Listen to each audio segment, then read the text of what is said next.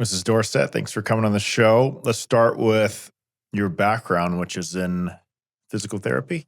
Yeah. So I had a back injury when I was around 18 years old, and it kind of turned into a chronic thing and was pretty difficult for at least a year thereafter. And I went to physical therapy, and I had already been interested in professions that were more focused on movement, had a lot of one-on-one relational aspects, education, and so it just kind of all fell into place and it made sense, and I decided to go to PTA school soon after that, and it was just a really nice quick road to what I wanted to do. And I had gotten married young, and so worked at College Park Physical Therapy through marriage, pregnancy, and the first year of my son's life. And then um, that was really where I built a love for a lot of the things I would call like my niche now is prenatal, postpartum, corrective exercise. Looking at the whole person, just how we breathe, how we move. There's different social things and cultural things that we bring to the table in terms of how we perceive pain and um, Hmm. how we carry ourselves, and what type of whether movement is natural to us or whether we have to work a little harder to do that. So Hmm. So the back injury, how did that happen? that was a little embarrassing. I was in a dance class. We were actually at a performance, and this was a hip hop class. Fun fact, my husband and I, before we started dating, were in this adult hip hop class at KOMA, and those were fun memories. And we were at a performance, and I did essentially, it was like a back handspring from my gymnastics days, but it was supposed to not be quite that way, but it ended up being like a back handspring because it was a fast paced performance. It was just supposed someone was supposed to kinda spot me and help me over it. Anyway, I got through it fine, but gosh, after that, I was in a lot of pain, and I essentially sprained, and strained the muscles, sprained the, things around my spinal, things Mhm. around L4, L5. So, it Mm, was tough for How's a the while. disc? Was the disc fine? The discs were fine, You're thankfully. lucky. Mhm. So when I was 17, I think it was 17, 18, I started getting a lot of that back pain too. And I high jumped. I did a lot of played a lot of basketball, but I think the over inflection of the spine. And then my genetics, my father has got degenerative Mhm. disease. My mom does too. So then I ended up finding out I ruptured L5S1. Mhm. Back pain, especially when it's related to nerve pain, is horrible. I mean, absolutely horrible. And you'd think I'd learn, but then, I would get better and then I would do a backflip kick and break a board above my head. And, a couple times I'd keep doing it, it's fine. And then there's that one time I'll never Mhm. forget, and it Oh, just went man. it's like an explosion in your back, and it was L5S1, and then I ended up getting discectomy, which I wish I did not do, Mm. because I think the body can heal itself if you give it time and you do the right things. So, I am right there with you on the back pain. So what are some of the most common issues you see in kids when it comes to posture, strength, and body awareness? I see kids really have very little awareness of it at all. They don't always even know where their body is in space, what we call proprioception, like this awareness or how we perceive where our body is in space, how we move it, how hard we or fast we need to move it to do what we need to do, or kids that desire that, like that sensory, they're seeking that sensory input. They're swinging their body around like crazy and have no idea that they're, whacking someone upside the head, with their Mhm. arms. So kind of just finding that awareness, being coordinated enough to control it. And in terms of posture, knowing where our head is, where our ribs are, where our pelvis is, I think a lot of that comes from when we are infants. There's a lot of movements that need to happen to take us to the next movement. We go from rolling, sitting, crawling, just finding upright posture has a lot of steps to it. And so sometimes if we don't have really good unrestricted movement or we don't utilize those movements well as an infant, opportunities for them, crawling, things like that, then we tend to see kids with very poor awareness of, or even the ability to, move their head without their whole body moving back, or the ability to, um, like a kid who's on their bike and they go to turn their head and they take their handlebars with them.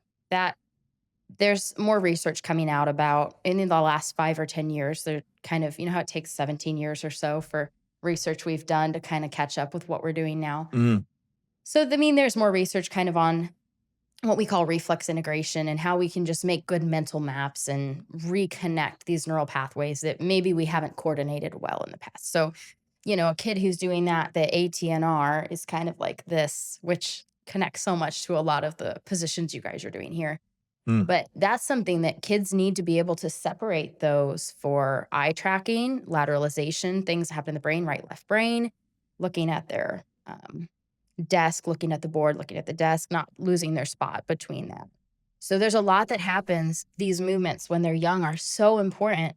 And then you got kids, starting school and are having all of this trouble. And so I think movement is the key, and movement starting really young. So being able to separate that out where, well, I can turn my head without bending my elbow and turning everything with it. You could call it poor coordination. Some people will say, oh, that's, primitive reflex integration. Some, you can call it whatever you want it, but movement, I think, is the key.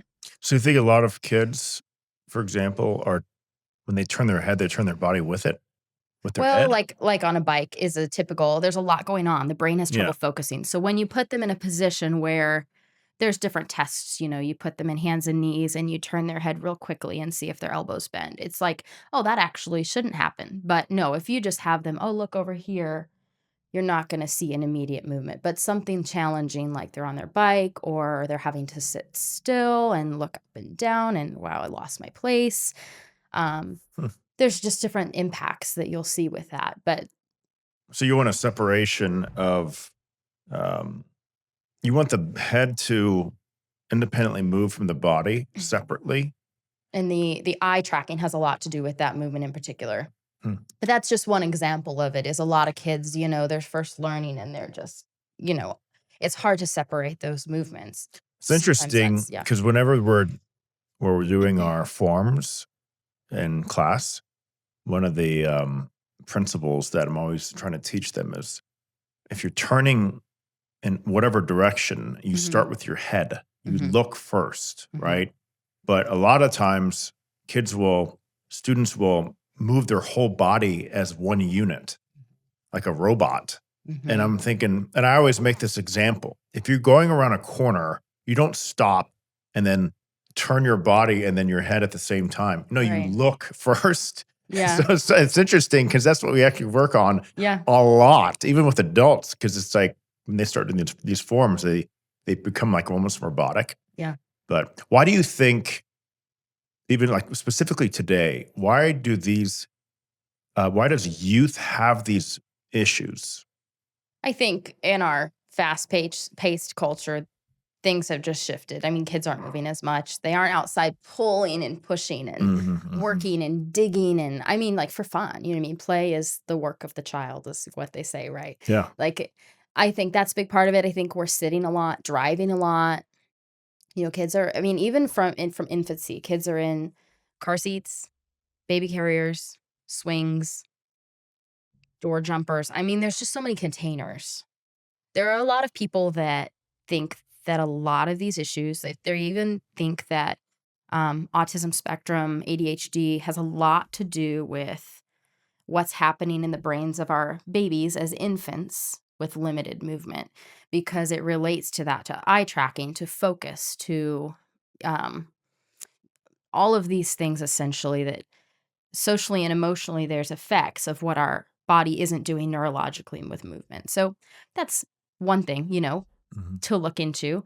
Um, but I think movement just is limited. Screens, sitting a lot.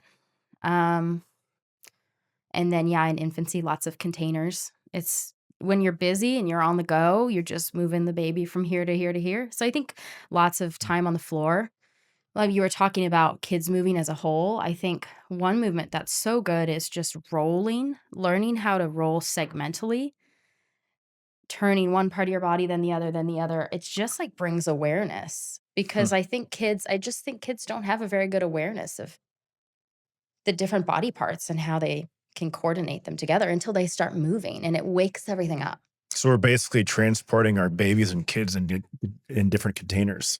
That's what it feels like sometimes. It's like Well, a see, like I a like a mean, puppy. yeah, I mean, it's tough, and they need that. They need to sleep and they need to this and you need to get them in the car. And then, I mean, I'm about to have my third. I've lived it. It's tough, but just trying to get the baby out on the ground, letting them Mm, move around, starting that early can be a great help because as they move through this kind of reflex ladder, they move from one to the next. They do the landau and they're arching like Superman, that gets these yeah. extensor muscles working. Well, the more they do it, the more that integrates quickly so they can move to that next one and get them crawling. You want to ideally have multiple months of crawling before they start pulling up and walking. If you can, it helps so much with that left right brain and just coordination of all of these things we're talking about.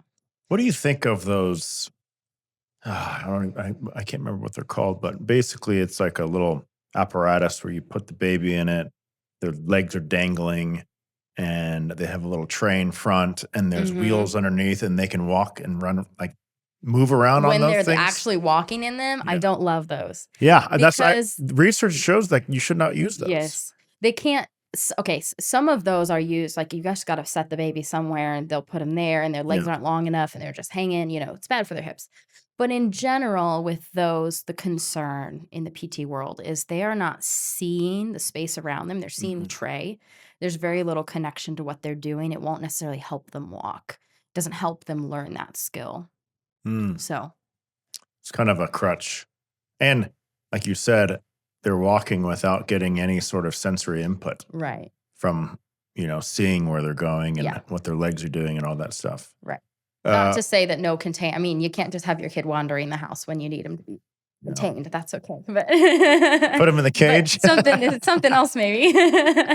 We used to have we have twins, and we literally like walled off our entire living room.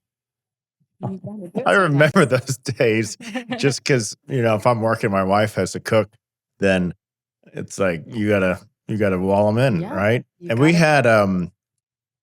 no, the other one I think we used, probably shouldn't have used, is like the bouncing thing. Mhm, What do in you the think about doorway those? jumpers. Yeah. Yeah, I mean, in the PT world, they're mixed on that. Most people will say try to avoid them if you can, just, but everything in moderation, right? Yeah.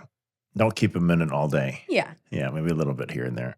Um, what are some common barriers adults face when trying to get back into movement or exercise? Man, I think again, busyness is a huge one. I mean, I know with myself, I love movement. I know the benefits. I could go and tell someone, man, you have got to get moving. And it's really tough when you're not sleeping through the night. You have young kids. You get up and the first things you need to do are a list of 10 things that maybe don't serve you. They're, others focused, their needs that you're meeting, and that it just kind of passes you by. You miss your chance or Mhm. whatever, so you really have to figure out what's important to you and prioritize it.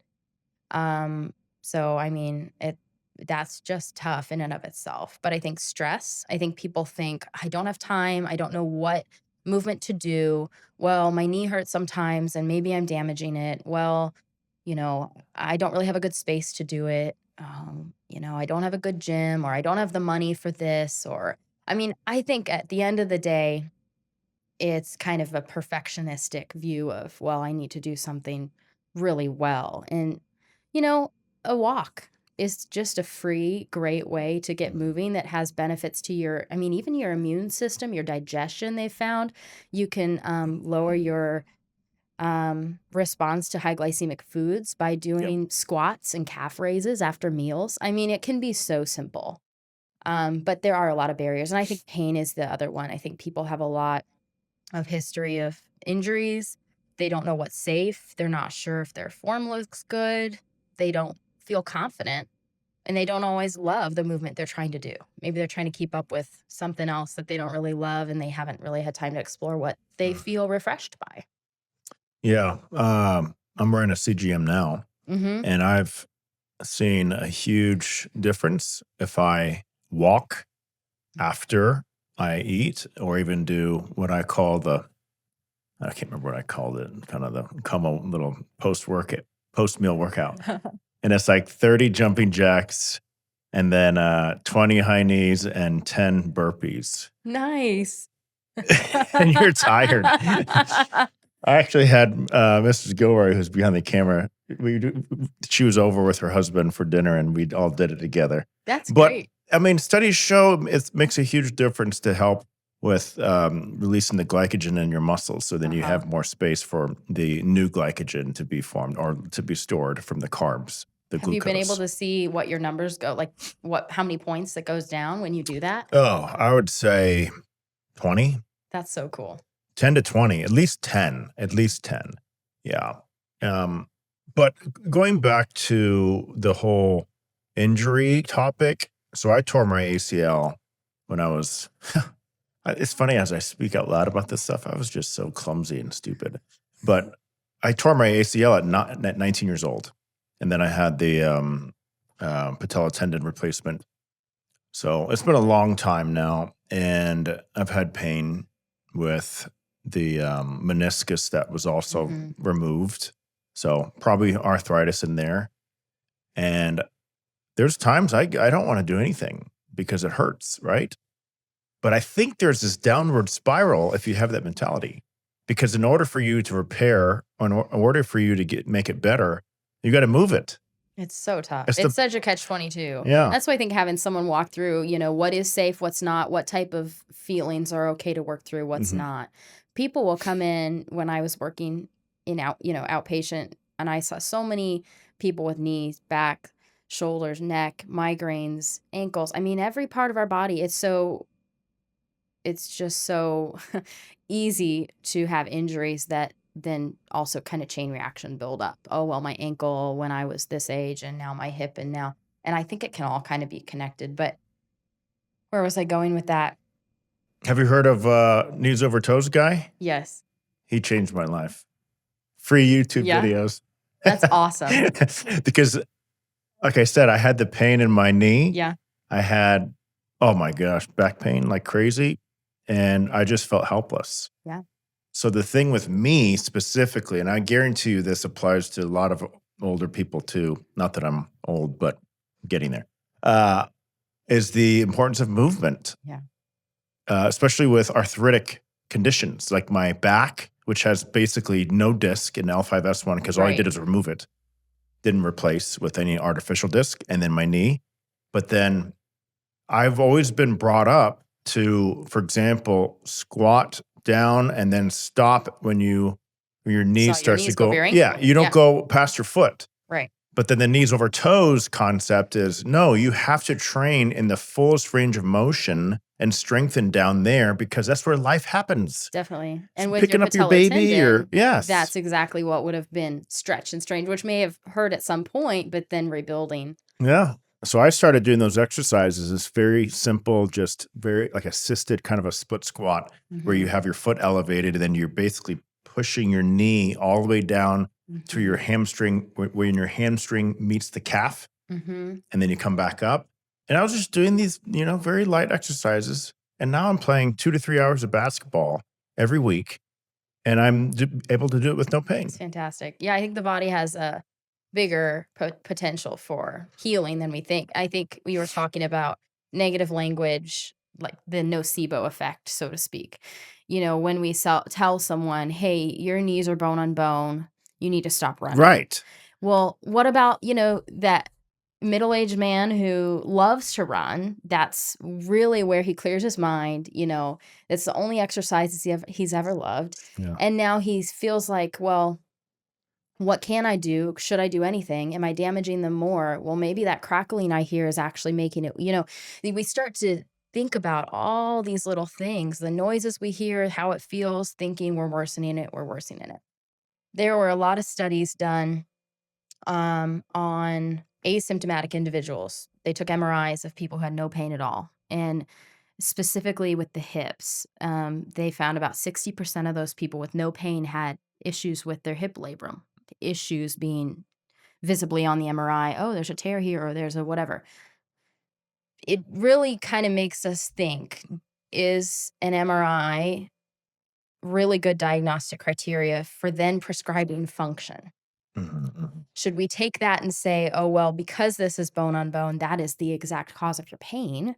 Or maybe should we look at some of those biomechanical Mm. things, like the knees over toes thing? One reason that helps so much is you're training your ankle actually to have really good flexibility, dorsiflexion. And that flexibility sets the stage for your knee to not have so much stress with every other task.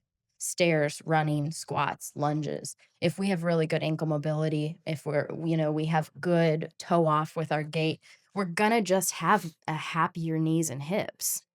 And so I think there's a lot of benefit to figuring out, okay, well, what can you do? What hurts? What does it look like? Let's look at your gait. Let's look at your footwear. Let's watch your running. Do you run on treadmill? Do you run uphill? Do you run on let's assess all of that. Mhm. And a good PT will help you get there because you want to be able to keep with what you were doing. Ideally, you keep doing what you're doing and let's just get you pain free rather than maybe being told, hey, you have degenerative disc disease in your neck and you need to stop all your Pilates classes. Well, what if that's a widow who just started finding her community? Yeah. And that's really for her whole person, patient-centric care, that would be probably not the best yes for her Mm. to stop that. So let's work with people and get them being able to move. So the crackling in the knee, true or false? It only matters if it hurts. For the most part, crackling, called crepitus, does not indicate any damage being done whatsoever. It's just a noisy, it's It's just not, air, isn't yeah. it?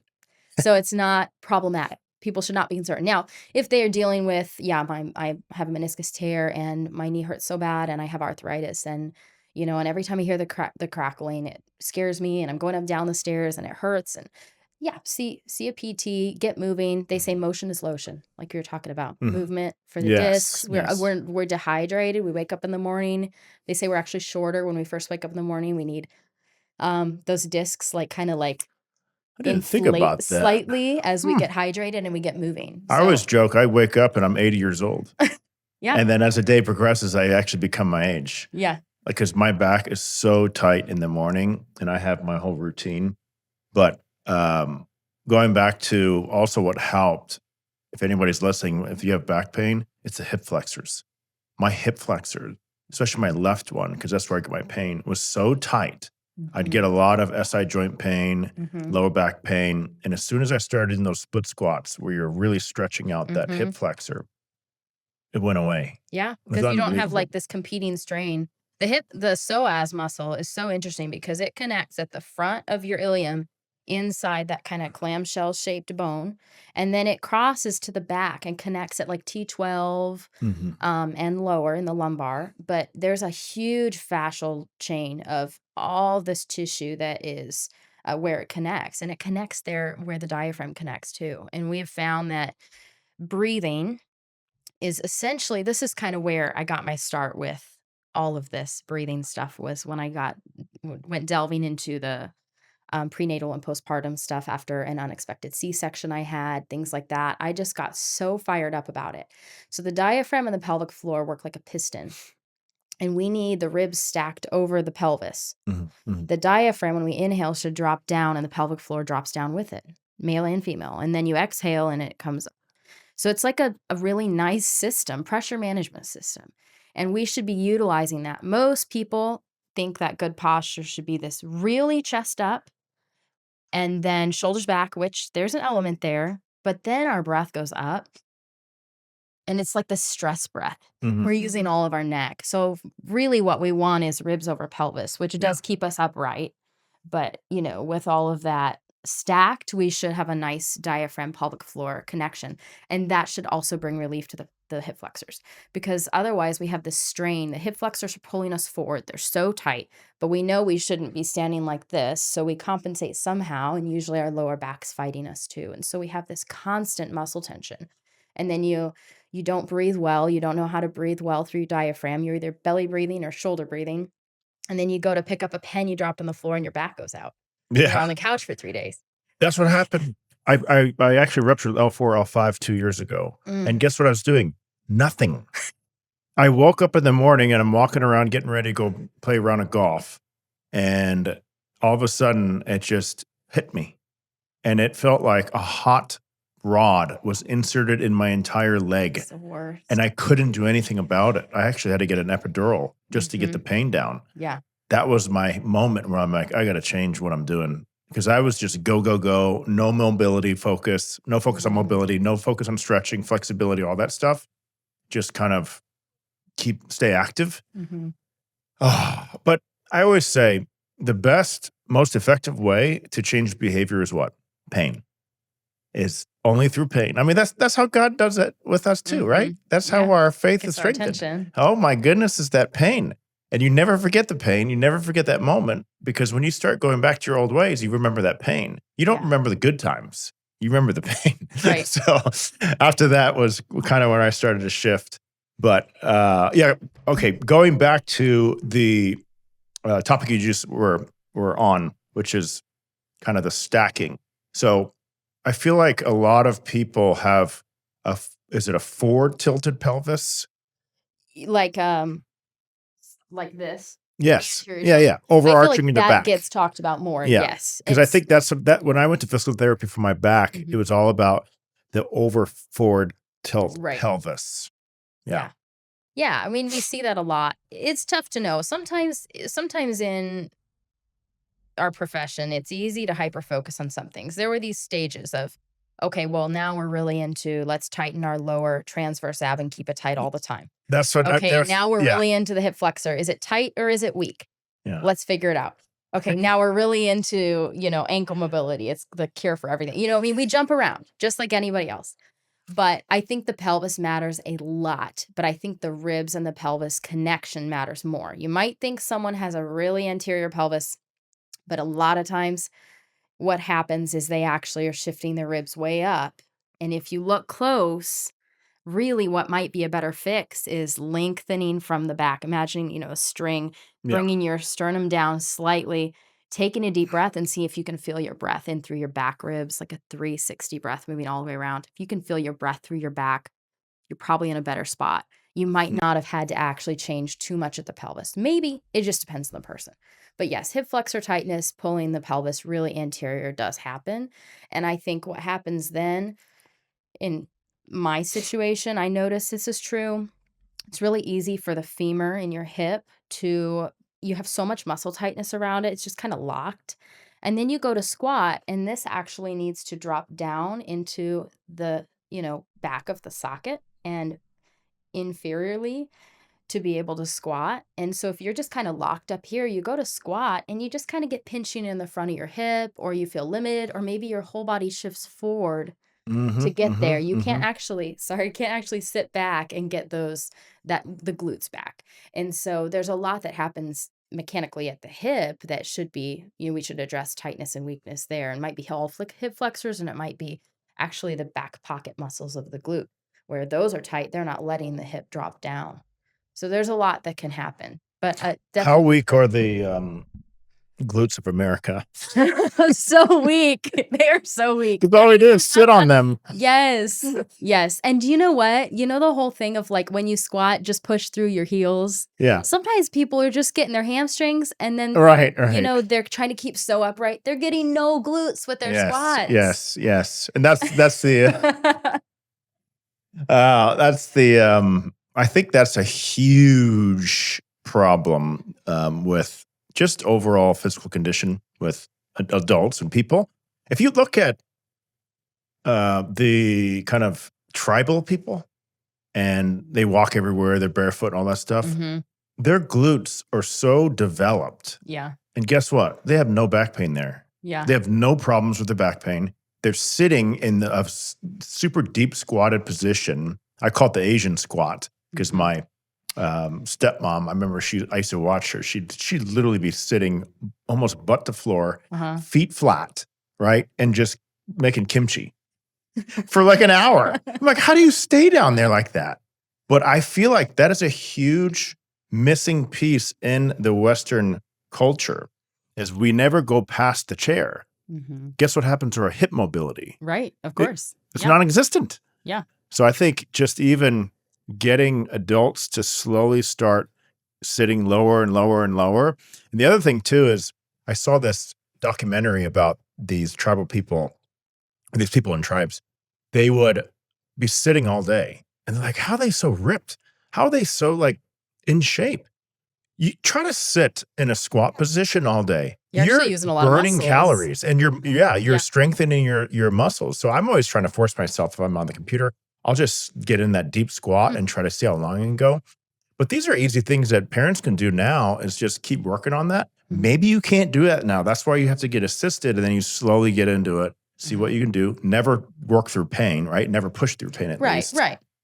But ease into it because that's what I had to do with my knee and my back. Yeah. Yeah. You know, one of the main reasons that people find themselves unable to, when they're in their old age and they need to be transferred to some sort of assisted living, the number one reason is inability to essentially get up and down off the toilet well themselves or Right. safely. So if you think about that, I mean, that's a pretty normal chair height.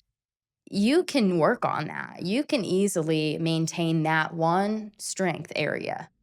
Obviously the deeper range, but as people get older and they're unable to sit to stand their own body weight, that's something that really preventatively we could work on. And that's why I think it's so great if we can view therapies and movements as preventative and wellness and health. I mean, you know, obviously people know, oh, that would be good for me to do that, but there's so many crucial reasons why.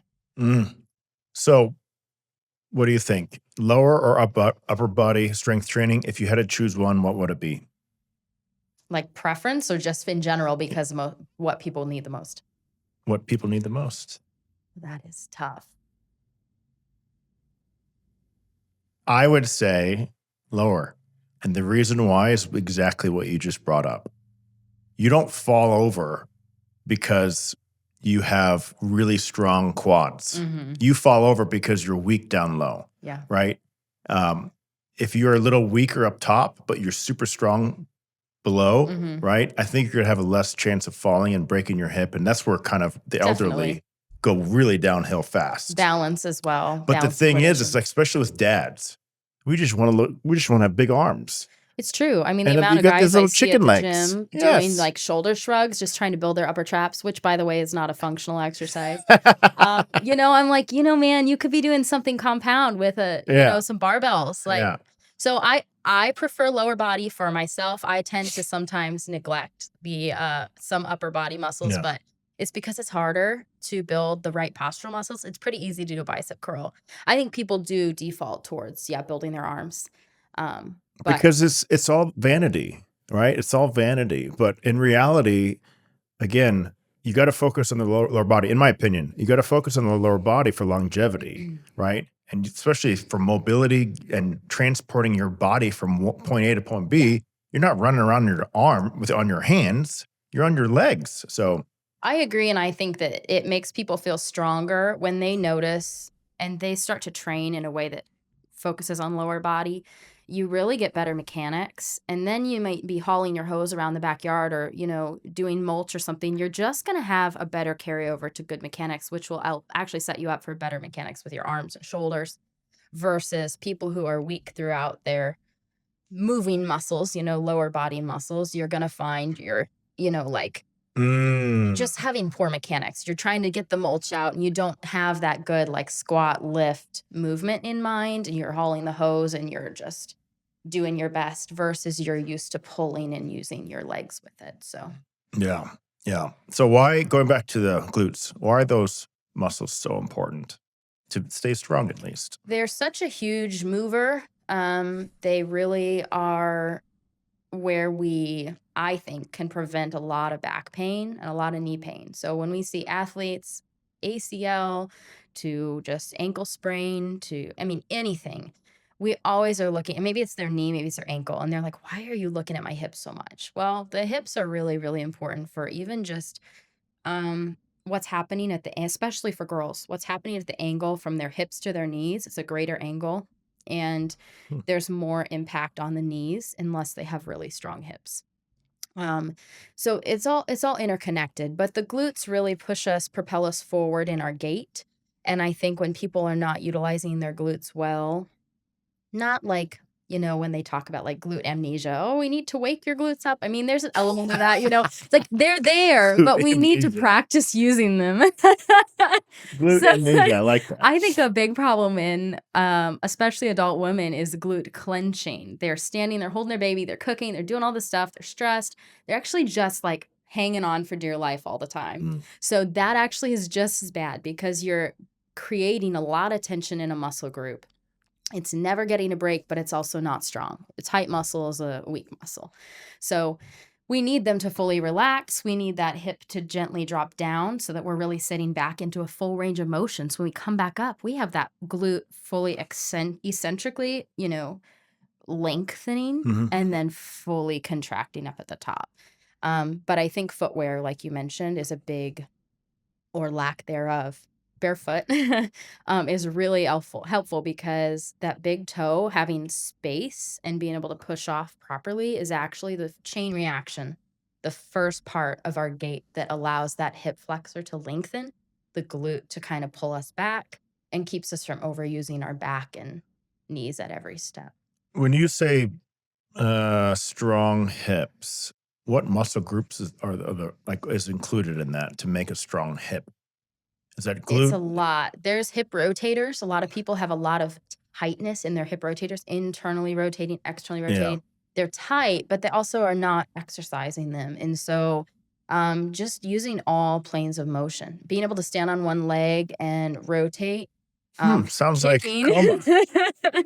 There's so many benefits. I mean, every movement I'm watching my kiddo do here, I'm like, that's great. That's And great. We we'll need we'll more of definitely that. get into that. So last thing I want to mention is, am I correct here with this concept that the joints were not made to just absorb all force? The muscles around the joint is there to protect the joint. Is that correct? I would say so. And different joints have different capacities. Like the shoulder and the hip are similar in that they're a ball and socket joint. They have a lot more muscles connecting to them. They have a Mhm. lot more ligaments there. They're meant to be less stable, more mobile. The hip Okay. and the shoulder, you could imagine going in a Right. complete circle. Other joints are made a little bit more for impact, like the sacrum that attaches our pelvis Yep. to our spine. Mhm. That is a little bit more of a shock absorber. But then we kind of struggle with it being stiff and tight. We want flexibility, and that's again where kind of the glutes and hip rotators come in. Those hip rotators attach at the sacrum and at our pelvic floor and through our right under our glutes. We have the piriformis, sciatic pain. I mean, about 16% of people, that sciatic nerve runs right through the piriformis, and for others, it's underneath it. And that can I deal be with this every day, sometimes literally. the piriformis tightness Yep. on Yep. its own can be a main trigger of Yep. sciatic pain. Sometimes it's coming right from the discs, and you have to have a good assessment to figure out where that's coming from. But yeah, there's so many factors, and I think there's a lot that attaches there, and we want to, again, mobility but strength. Same with the hip flexors. You want to have mobile muscles that are ready to stretch and move. But if you're sitting a lot, you're likely tight and weak in your hip flexors. Mm. You're likely not going to be able to do a really nice straight leg raise with good control, or sitting, lift your leg up and hold it for 10 seconds without shaking. So that's just not that that's like the gold star test, just an example. So I think that just has to be a balance. So you have fine movements that will do both, which I mean, you guys have a pretty good mix. Would you say that stronger muscles are more flexible? Ooh. Can be more flexible, can lengthen more because they're stronger? Well, I just go back to thinking about that guy in the gym who's like, mainly doing biceps and shoulders. If he's, you know, If he's maybe not training where he's lengthening and strengthening, meaning he's going to the fullest stretch right. and then And in different contracting. planes, or is it mainly here in front and it's fast and it's pump, pump, pump? are you really strong here? Well, yeah, you could hold something like this for a long time, but are you really going Functionally functionally strong. Yeah, strong? yeah, yeah, yeah. That's my goal is with my knee, my back is I just try to get those surrounding muscles as strong as possible. So then when I'm jumping and pivoting all that stuff, then I can absorb the movement. So it's not Mhm, going straight to the knee. mhm. So we'll see, knock on wood. I have to say, and we're getting into KOMA now, is you actually let's go to the shoe thing because you were talking about the shoes. Are you in favor of barefoot shoes? I am. I early on when I started working as a PTA, I worked with a guy who was making orthotics for our patients, and I even got some for myself. They were real thick, like huge support. And I thought it was better for a while, and then I just eventually shifted towards. I feel like my feet need to move. I feel like they're just locked in here, and I started to shift towards more flexible sole, wider toe box. Um, and so my perspective has really changed. I mean, years ago, I would have been like, everyone needs more support. You gotta put this in your shoe and you gotta wear it all the time. And Well, you're now gonna I'm sleep like, in it? you know what? No. Yeah. For anything, whether orthotics or barefoot, you got to ease into it. Yeah. If you have plantar fasciitis and you want to try to go to Europe and in your barefoot shoes, like, sorry, it's not going to happen. But you can work towards a more flexible sole. There's a lot of options now. I mean, even on Amazon for less commitment, less cost Yeah. for a barefoot shoe. But I think it's helpful. But mainly, here's why. The midfoot needs to be really flexible. We need to be able to roll off of that and push off our big toe. A lot of people imagine someone with bunions, that toe is angling inwards. It's not going to really move through the center of the joint. It's going to you're going to kind of roll off the side. Mhm. You're not going to have good flexibility there. And in general, the toes need space and to kind of splay. And so I love anything that is done barefoot. I think when you were talking about people in tribes, I mean, they're on rocky, Oh, uneven yeah. terrain, and they're strengthening all parts of their legs, feet, ankles, and foot by doing so. So just naturally, I think you can build up really good strength and mobility. Again, like I said, balance throughout the whole body just by being barefoot and walking on different terrain, things like that. But do I recommend running barefoot on concrete when you've been a runner with great shoes, supportive shoes? No. But I do think there's a lot of benefit to barefoot shoes. It's funny because there's this whole fear about ChatGPT and AI basically killing us eventually and becoming like the scenes that you see in Terminator. But I would say that's not what we should be fearing. We should already fear it now. Not AI, but specifically technology and convenience. I think technology and convenience is already killing us now because we have the ability to transport from one place to another without walking. So all we do is get into our containers and then we just move. Like, it's like that cartoon back in the day. I don't know. It's hilarious where it's this overweight person just sitting there and everything is being brought to him. We're living in that. But that's not what we were made to do. We were made to move our bodies. If we Mhm. were not made to move our bodies, then why is it that we can move them in such amazing ways? Right. And For what? such a Nothing? great design. Again, why do all our joints have different capacities and different movements, There's Yeah. just such a good design behind it with what each joint is made to do and the variety of movements we can do. We're not just in this one plane. We're not Right. robotic. Why? Right. There's a reason. We weren't born to just put our hands on a keyboard and just move our fingers all day and look at a screen, right?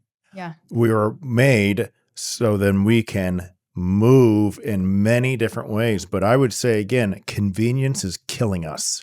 It's always choosing the easy way out. The easiest, fastest way to do things is always going to have a consequence, right? So when you can, for example, walk to the store instead of drive, do it because that's just going to be better for you overall. Yeah, it'll take a little bit more time, but I think that's going to be the long-term better choice. How do you think we do that in a fast-paced world with a family? What does that look like for you? Do you have good Yeah. suggestions? So For example, my son's autistic. We have this oversized kind of carriage thing, and I push him in my walk. So it's 2 in 1. And he's calm. Like that's what calms him. And I'll do that. I'll get on a bike, I pull him on it. And I do this almost daily now during the summer because we didn't even talk about this, the importance of sunlight. Mm, We're sitting indoors all day long, and we wonder why our vitamin D levels are at like 2. right. You gotta get sun. Like that's how we were made. It's like Superman. We need sun for the Yeah. ability to produce vitamin D, right? So it's just, I think going back to that question of how do you do that with a busy life, you just have to make it a priority, right? You turn the TV off. You give up some of the other things that we think are going to give us joy right now. But in reality, it's going to, it'll subside very quickly after you're done with it. High priority, make it a high priority item and just make it happen and get the kids involved. They need it too. Going back to the kids. Yeah. Oh my goodness. These kids today that come in, so uncoordinated, and specifically with basic things such as crawling and being 100%. able to, stretch with one left arm, and then the right leg is coming up at the same time, and then you repeat, and then you switch. And to even keep their back, to even keep their knees bent, arms down without going into a bear crawl or Right. collapsing, or their head is everywhere. It's like an army crawl. And that right? goes Yeah. back to that, like STNR is the reflex more associated with that. When our head comes up, we stretch out. When our head goes down, we flex in. Like Yeah. at an infant level, that's what that is. But just being able to find where your pelvis, that you can move it. Yeah. And that when your head does this, it does that. There's a lot there. I don't think kids are getting that. And the difference with that is kids don't know we know we need movement, and it's just hard to do it. Kids don't even know how much they need what we're trying to give them. Right. And if you give them a choice, right? You give them a choice, what are they going to choose? Oh, let's iPad. watch a TV show. Yeah. Yeah. Mickey Mouse Clubhouse and or the iPad or both at the same time, right? And that is our jobs as parents to say, no, we're done. 20 minutes is enough for today. Get outside, let's go together, and then run in the grass. Even my son, who is very sensitive, right? Mhm. Sensitive with all his sensory stuff, but just recently I got him to run around in the grass. So That's like the first time ever. I couldn't Wow. believe it. Now he just runs back and forth in the lawn as I'm kind of just shooting around on the basketball goal. And I'm like, finally. But then I've seen studies also with dirt and all the, sure. benefits Grounding. of that, grounding. Yes. But how old are your kids that you have now? You have 2, right? Zeke's 5. Zeke will be 6 in October, and Remy will be 3 in August. How did you hear about KOMA? MJ, Lisa, Zoe.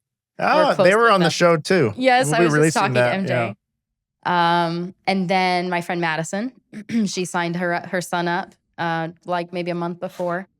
And I was like, you know what? Having a peer in his class is a big game changer, because then it's a little bit less of mom wants you to do this and this is going to be good for you, which is true, Yes. but less exciting for a 5-year-old. Yes. So anyway, once I got on your website and I started seeing, hey, is your kid a little bit like this? And I was like, all right, we're doing it.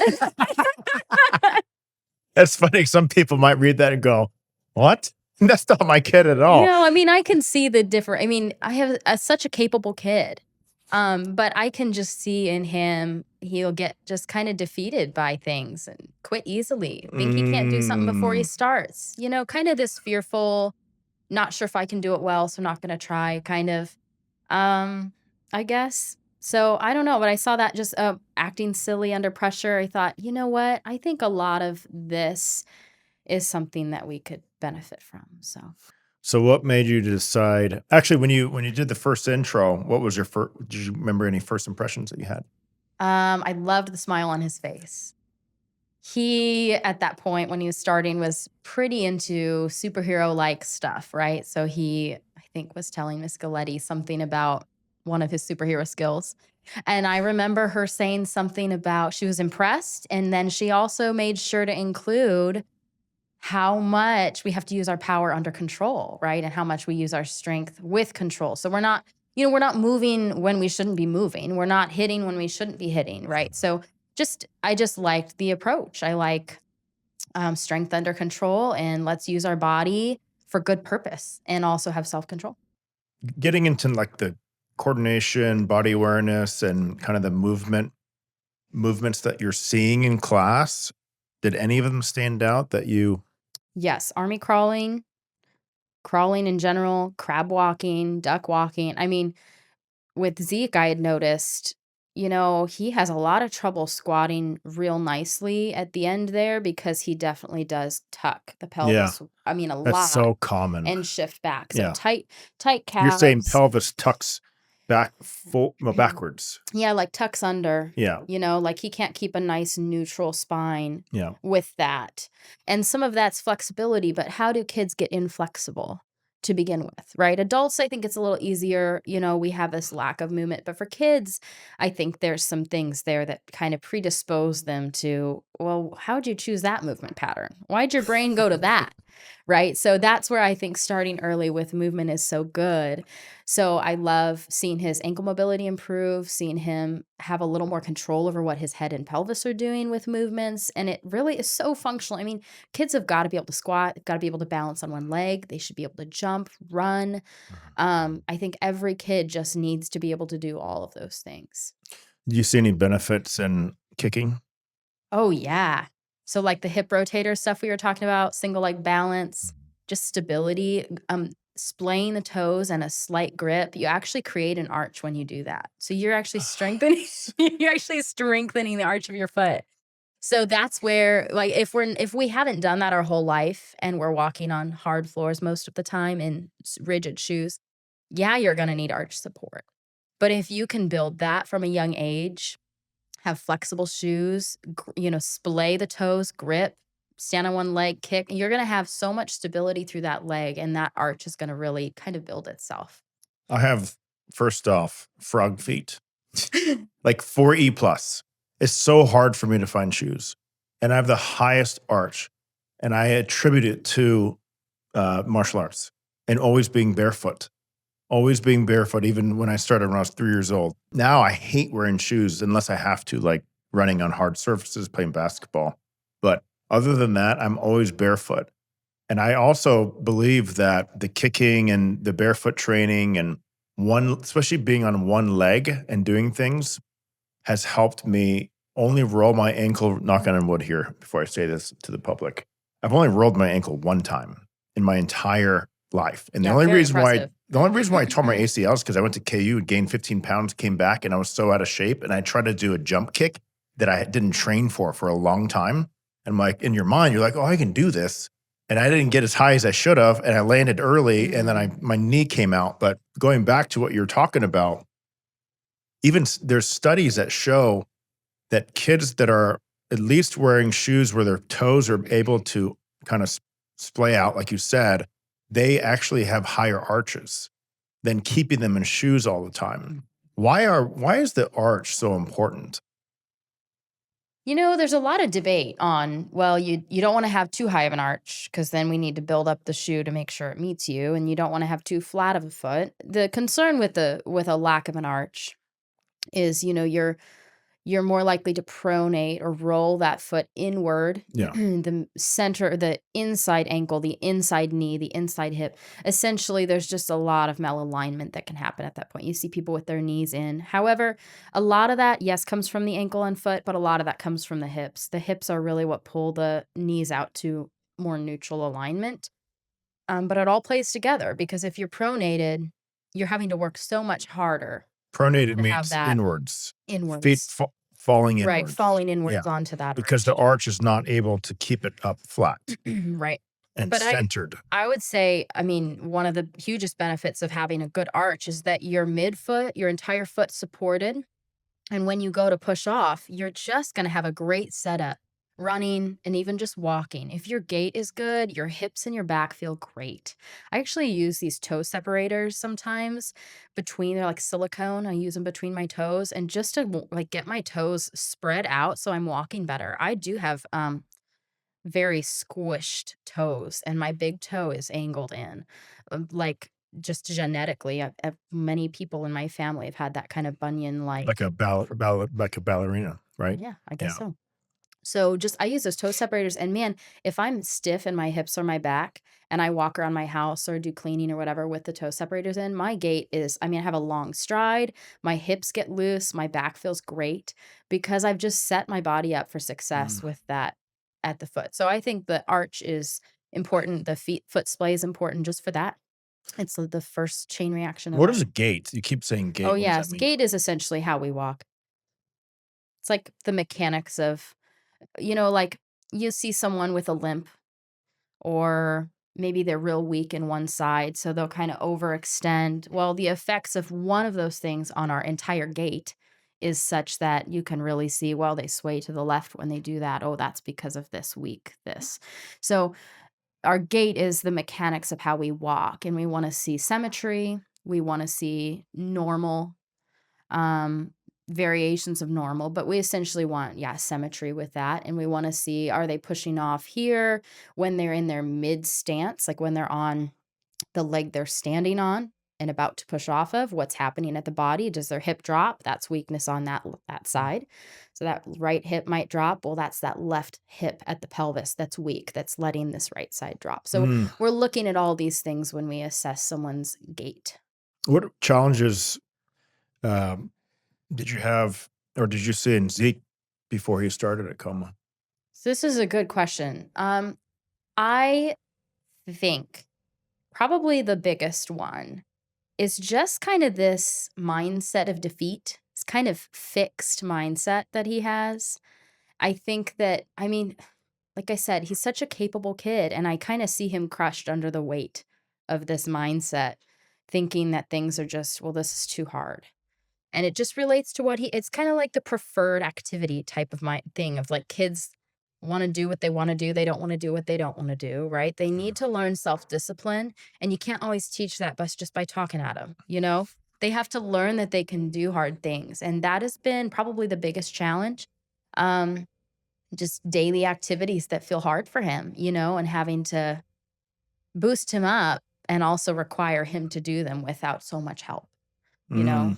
And it wasn't always like this. I don't know what changed, but, when he was a young toddler, I mean, he just, wow, so capable, so mature, so this, so conversational, so this. And, I think there comes a point when I probably did too much for him. So kind of having to step back and Kind of the lawnmower approach. Have you heard of that? to explain it. So that means when the parent basically lawnmowers over all obstacles and challenges for the kid so they don't have to really struggle. Yeah. And it's very possible. I mean, man, those COVID years, I don't remember much of them. Those were Yeah. some hard years. But with having a new first kid. But yeah, I probably did. It's very easy as a mom to want to remove obstacles, especially if you find yourself doing that so that your kid won't be defiant or need training. Well, let me make it easier for you to do what I said, right? And I see that a lot. So coming back to that, just being humble, like, yeah, I did that. Oh, I can guarantee you right now, we have it on camera here. You keep him here for at least 2.5, 3 years, that will improve dramatically. I've seen it over and over and over again. We've taught thousands of kids. It's just the parent has to be committed. Yeah. That's the biggest thing, because there's going to be times he doesn't want to come to class and you still have to make him. The same thing I had to do with my daughter. And it's not fun. It's painful. It sucks. But just keeping that long-term view, oh my goodness. This is why we exist, for boys like Zeke, just like this. Mhm. Like everything you said, seeing this over and over again. But isn't this what our country is like right now? It's Yeah. like if things get hard, we just go, oh, it's too hard. Yes. It's because of the convenience. Right. Everything's so easy. Well, and it's easy to just put our kids in activities that seem easy for them, and that Correct. they think they're gonna just feel good doing. And that may be okay for now, but when he's older, he's gonna face adversity at some point. And so how is he gonna have the tools to work through that? So I actually already am at that point because I've been waiting for him to get so excited to come. And I will tell you, when he is here, 100% engaged, the whole class, smile on his face, focused, but he is mentally exhausted. And I think he has to amp himself up. And so he's already kind of like, whoa, how long are we doing this? And I'm like, well, buddy, I just signed you up for We're going to be doing it till May, at least. We're here. We're doing it. So we're already there. And I'm just, you know what? I know what types of things he might face in his life, and he doesn't. And so you're right. I just had to decide to be committed to it. 100% yes. And you will not regret it. Here's the deal. Let's say he loves soccer. Let's say he loves basketball. Let's say he loves some other activity, right? Let's say he does. There's not going to be time that he doesn't. There's not going to be a time where now all of a sudden the game gets harder and the players get better. Right. And now that he has to actually like go through some failure, what are you going to do then? He's going to want to quit. Yeah. But you can't let him. But those are those moments as parents, we've got to dig our heels in and use our adult brains and go, no, you're good. And then this is what I was talking about is defining what the exit ramps are. When are those exit ramps? Meaning, when can we quit? Not just whenever we feel like it, it's when. Like we have to have that predetermined when we're still in that mindset of, I love this. All right, for example, black belt's very easy for us, right? All right, we're going to start, and then you're doing it until you get your black belt. Once we hit black belt, then we can discuss if we should stop or not. But until then, there's no exit ramps. That has to happen because if it doesn't, and we just go class by class, life gets at us, and we get so emotional. The emotions take over, and then we make excuses, and we justify it. Oh, I don't want to force him because it's going to destroy his self-esteem. Whatever. If you don't make that commitment, it'll overtake you. And then you look back and you'll regret it. I've seen this so many times over and over again. Have you seen any improvements or changes after he started? I will say I definitely have noticed his confidence improve, specifically with physical abilities. He'll verbalize, oh, I could do that. That's easy for me. Kind of a little bit of little boy pride, just like a little bit of like, okay, well, actually, that's a superhero flying off the building, right? Maybe not point reality, but no, but specifically, I'm seeing him take bigger jumps, bigger risks, just more trust in his ability, which is great. I want him to have that because the more risk taking he can do safely, at a time where I'm around, better to take risks when he can learn how his body adjusts to it. So I love that. I love when he comes home and shows me movements he's done. I'm trying to tie this in to what he's struggling with. So he was showing the burpee that he learned. And I was like, wow, you can do a burpee. And you can pay attention throughout the entire class, even though that takes a lot of focus. Like you can do hard things. You could do hard things because he just does not believe it yet, I think. He has so much fun when he's here. So it's great to see that. I have no doubts, but he has to see it for himself, I think. So maybe at his belt assessment. How would you describe the instructors here? Oh, wow. Intentional. I love how they spend their time giving feedback. There's no like, I'm tired of talking. I'm going to just let them do their thing and I'll watch. There's none of that. It's always very focused, intentional. They demand a respect without talking at the kids. There's just a good understanding of authority. And I love that. Yeah.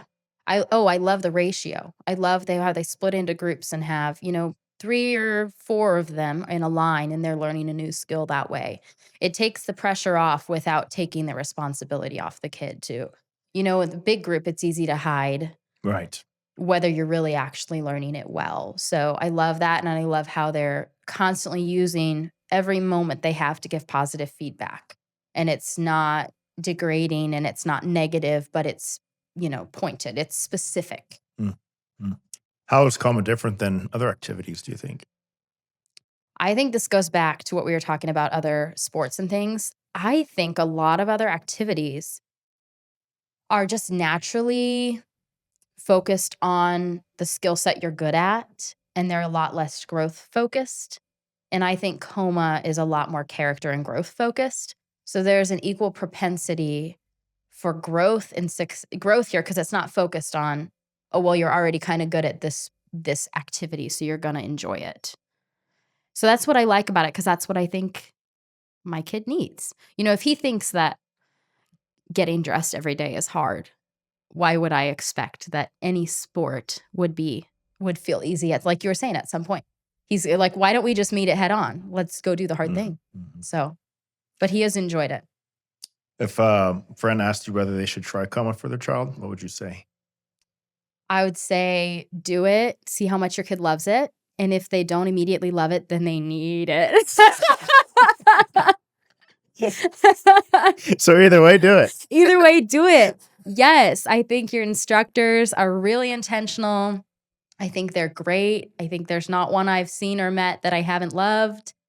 I think you guys do a really good job with, training and having core values that just match up with what's needed. Yeah, I think it's been really fantastic. I think that this is what most kids need. I think there's a lot of things that we sign our kids up for fun and for their enjoyment. And I think that this is both that and life skills. Mm. And then after you have your third child, then we'll see you in class 2. I know. You know what, man? I sure wanted to go this summer, but I just had not figured out a time yet, since Remy couldn't be here at the same time yet. I get it. No, I get But it. You got a young I would family. love that. It's hard. Yeah. You 5, 3, right? 5 and 2 right now, 2. almost 6 and 3. Oh, wow. They'll all be 3 years. You got a apart. busy house. Yeah. Busy house. It's all good. Mrs. Dorsett, thank you so much for coming on. Appreciate your time. Thank you.